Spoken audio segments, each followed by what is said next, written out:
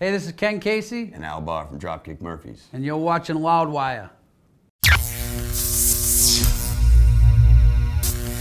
Hey everyone, Graham from Loudwire here with Al and Ken of the legendary Dropkick Murphys. Thank you guys so much for stopping by today. Thanks for having us. Oh, my pleasure. 11 short stories of pain and glory. The new record is out now. You can buy it. And this album, you left Boston to record for, I think, is this the first time in your career that you left Boston to record? Yeah. You went down to Austin, Texas, an amazing city for music. No, you don't think so? El Paso, Texas. El Paso. Man, I got wrong information And somewhere. Austin, we wouldn't have gotten anything done in Austin. So yeah, the whole idea was to go far away from home so we could focus. If you took Yeah. us to Austin, no one would have focused. That's like either, a very Bostonish sort of. We're like No, that 30, was sort of. it was Yeah, 30 miles 30 actually outside of El Paso. So right Wow, on, you so- could walk to the Mexican border from where we were. Really in Our the cell desert phones then. told us we were in Mexico sometimes where we were standing. Wow. That was the whole point, to get away. You know, everyone has busy lives, family, kids. Like, oh, I got a dentist appointment. I got to take my kid to a game, whatever. And, 7 guys coming and going. So we took the gamble of like, let's try something different and go away. And Yeah.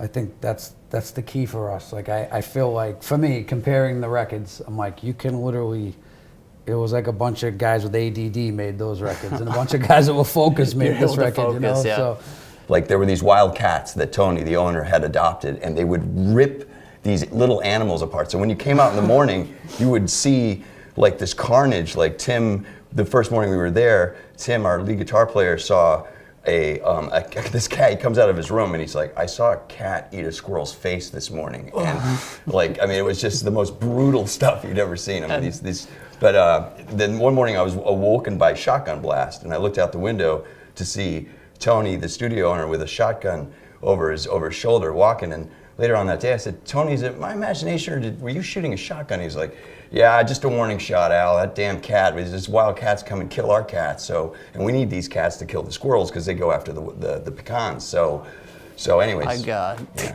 And then you write the song right. Blood. And then we write the song Blood. I know. well, we actually did some of the vocals like outside the studio, like in There was like a basketball court. Yeah, and like it was removed over in like the desert. It's just like Wow. tumbleweeds going by, and you're doing vocals. And we were just doing it for like practice scratch vocals, Yeah. but we kept some of it. What's interesting is that you were so far away from your families, and also on this record, you can hear a lot of some pain and sorrow. Like, was being away from your families, did that help in the process of getting that maybe sorrow out of yourself?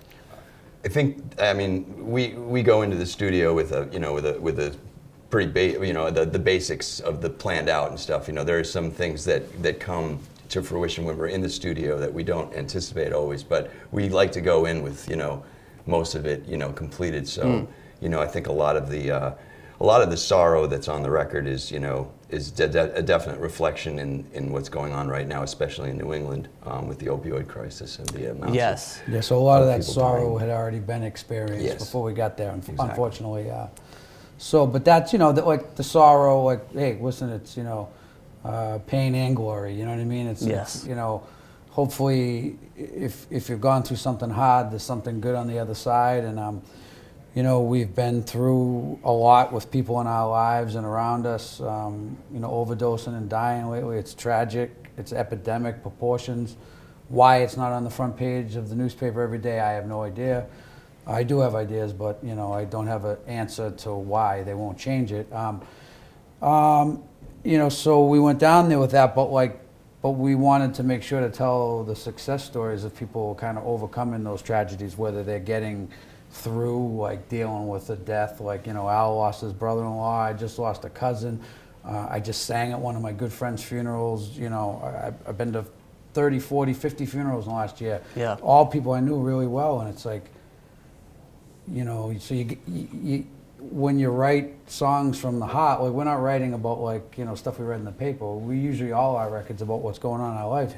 It comes out in songs for us. That's what we do, But we also think it's very important to, if you're trying to convey something emotional or important or serious, I feel like you have to have the flip side of the coin for people to not just tune out. Especially nowadays, people tune out so easy. And There's so, very attention spans because of social media and everything else is, people just don't. So we try to have songs that are on, even if the emphasis of the album is focused on something as serious as like the overdose we've faced. We still want to tell the other side of like, but you got to enjoy life and make the most of it. And I think there's a lot of that on the record. There's got to be too, hope you know? as well.